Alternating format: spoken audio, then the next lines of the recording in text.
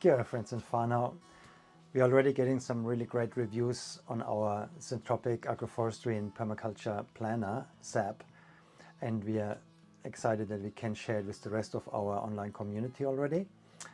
And so you can get your hands on now and get excited like all the other people and ourselves how beautiful the tool works for Syntropy and permaculture. The Sapp program was giving us a lot of work over the last year, especially Frida. Josh had to do a lot of work on the technical aspects of it together with our partner Theon, who is also a passionate Syntropic agroforester and lived on the other side of the world, so there was heaps of communication going on, and my part of it was to bring the information to the program. So on my part, that program took about 40 years, because for 40 years I've been gathering information on plant species in the context of permaculture and syntropy. Ever since I learned from Ernst, I've been on this journey looking at plant communities and how they can be orchestrated together by understanding their characteristics, and that's what I poured into the program. So quite early on, after working with Ernst, I lived in Bolivia with our family and got really excited about all the plants that the Incas used already. And there's this beautiful book, unfortunately I lost the title page, it's just a photocopy, but these beautiful plants like the canna lilies that Incas used, and so there are a lot of perennial plants that have been bred in the Americas, and I got always very excited to try out all of these and gather information and see what local people used it for, how they processed it and all these sort of things. And this is the ahipa.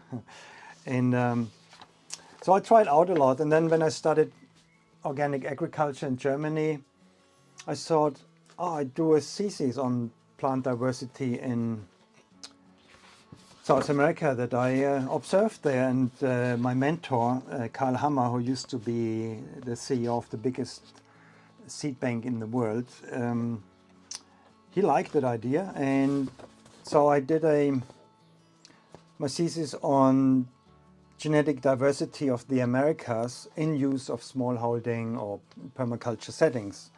And as I did that, I got back into syntropy and how to use all of these plants in syntropy. And then I compiled a plant catalog of 100 economic plants in Bolivia and my own experience with it.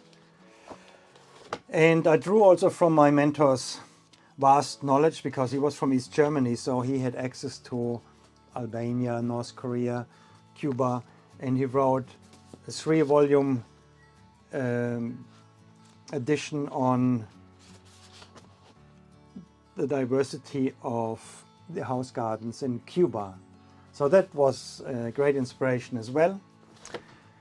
After my studies, I was offered a position in Bolivia in development, implementing syntropy with small farmers to get them into perennial growing. So as they cleared forests in the Amazon, it was feared that they would continue if they use annual cultivation.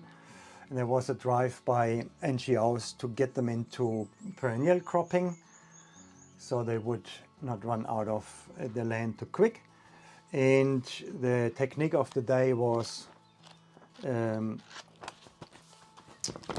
Ernst's work, and this one was written by Joachim Mills, who worked for the same organization as I did, and he put this book together on the early phases of syntropy in Bolivia.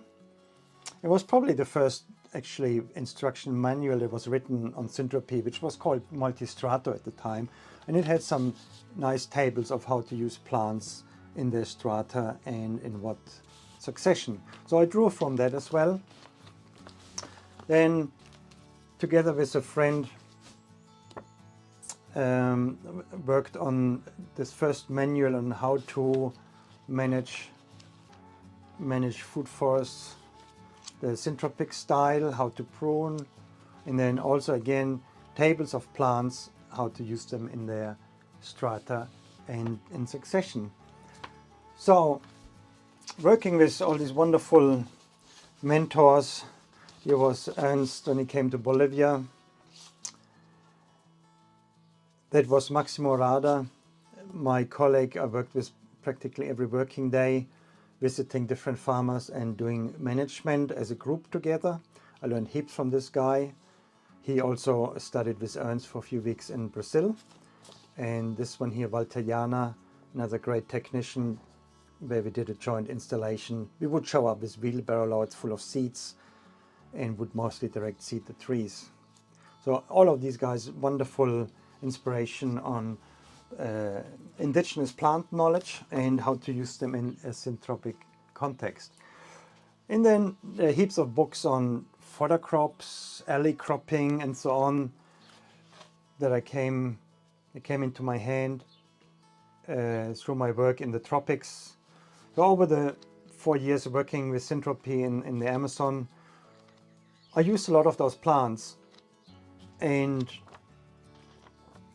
my colleagues used to be quite hard on me. They always tested me on my plant knowledge, and it took me a long time to get my head around all these different trees in the Amazon, because often you don't even see the leaves, you only see the trunk. So after guessing and guessing, getting better at guessing, I thought, no, I need actually real framework to learn about plants. So I came up with this family-based stratification framework. So all the plants that we used in the Amazon, in the tropics, most of them being natives, I grouped them in families just to get a better understanding on their characteristics which run in the family, and to memorize their names, both the local names and the Latin names, and to get an idea how tall they can grow, so we know what strata we have to leave in the end for them. Obviously in the beginning the strata varies, but once you have a full-grown food forest, you do need to know how tall these trees grow. And that helped me tremendously, getting this systemic understanding of plant diversity. So I used this book here, which was co-written by a colleague as well. It's all the plants, all the perennial plants in Bolivia are in here, mostly natives, some exotics, but mostly natives. And that's where I got the information for that, coupled with the information I got from my colleagues in the field. So then when we came to New Zealand over 20 years ago, we did the same thing. We came here, new plants, new settings, new climate. So we needed to put all this information together so we could come up with this food forest that works in this climate and our soil. Our landscape here is really difficult. It's hard clay, it's steep, gets dry in summer, very wet in winter.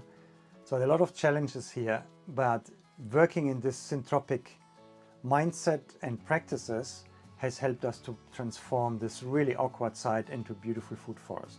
So that's possible. So we're drawing here from experience in Europe, but then also experience that we get here from working with native plants, and also all these helper plants that had been introduced here for permaculture uses, and all these wonderful crops that we can grow here, as we have done here, from everything from banana, blueberries, apples to pineapples. So we can do all of those things here. That means we were able to get a lot of experience of a wide range of species right here at our doorstep. And when we arrived here over 20 years ago, I was lucky to get a teaching position at the Polytech, where my curriculum was basically the permaculture design course and other forms of sustainable land management. So again, I could use my knowledge and my experience from South America and Europe here in teaching, and through teaching I learned a lot, visiting other farms as well. I did that for 14 years, and after that we started our own family business in permaculture and Syntropy education. over the last 10 years, we had about 2,000 students coming through here, sometimes on longer courses or sometimes just weekend courses. So all of that enriched our place here with other people's experience, and also our experience went all over New Zealand, starting food forests in any part of the country. And then we came up with the idea to make a plant index. We started on different spreadsheets, but after a while I noticed it's sort of very boring, it's very static. And then Toon approached us, because he followed us on our platform. He approached us and said, hey guys, how about we make this tool together? And he would do the technical programming side, and we do the layout and the technical information, and that's what we did. And after working so long in South America and having been living in Europe, I made a lot of contacts in the field of permaculture. And these contacts nowadays, they're alive, and we are constantly exchanging information on what plants we use in what context and how we manage them. And we hope that it helps you all to make food forests easy for you and to put regeneration into your hands.